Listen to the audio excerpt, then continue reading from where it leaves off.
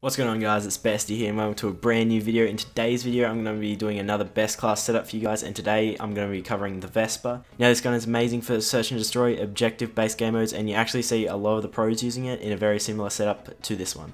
I've experimented with different attachments and perks, and this is what I find works the best out of everything I've experimented with. So let's jump right into this setup video. So to start with, the first attachment I'm using is the quick draw attachment.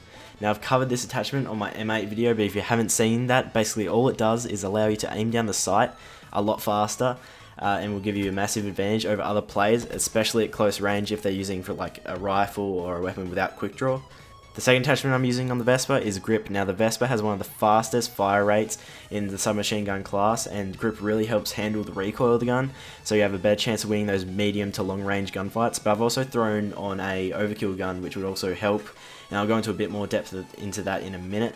So quick draw with the grip on this gun is by far the best set of attachments that you can have on this weapon, and will definitely help you at those short and medium and even to the long range gunfights that you'll have to handle throughout the game. Moving on to my secondary, as I said, I am actually running overkill, so I've chosen to go with an SVG with thermal sights. Now in search and destroy, a thermal sniper can give you a massive edge, because when you're running just a submachine gun, you really can't challenge people that use like far range corners of maps where you could, for in an example with an M8, where you could challenge them.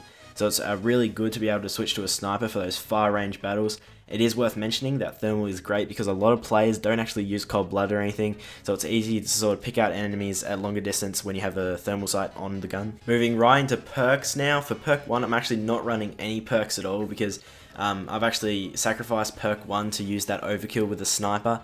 But anyway, moving into perk 2, the first perk I'm using is actually fast hands. Now fast hands is really great, especially like if you're challenging someone at that far range. You want to be able to switch to your sniper quickly and be able to switch back to your submachine gun in case, like, you know, someone's going to try and push you, etc, etc.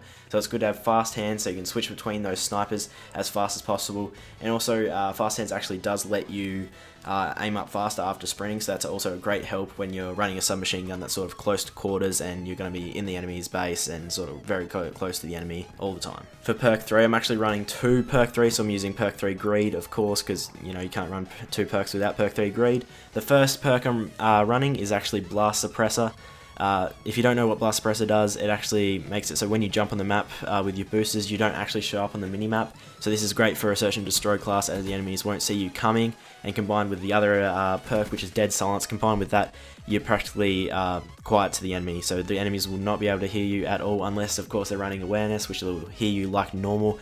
But I believe even if they're running awareness, they still won't be able to hear you jump, which is great because you always want to be able to like stay quiet and search and destroy and sort of move your way around the map without the enemy knowing where you are, especially in those sort of clutch situations where it's a 1v2. You know, not being able to be heard by the enemy is also a massive advantage, and you can sort of use that all the time to your advantage, especially in those sort of clutch situations. But anyway, that's practically it for today's best class setup. If you do have any suggestions for any guns you'd like me to cover in the future, be sure to drop it down in the comment section down below. If you did enjoy today's video, be sure to drop a like on it, and if you are new here, don't forget to hit that subscribe button, as you'll see all my latest content. I should be getting a steady upload schedule now.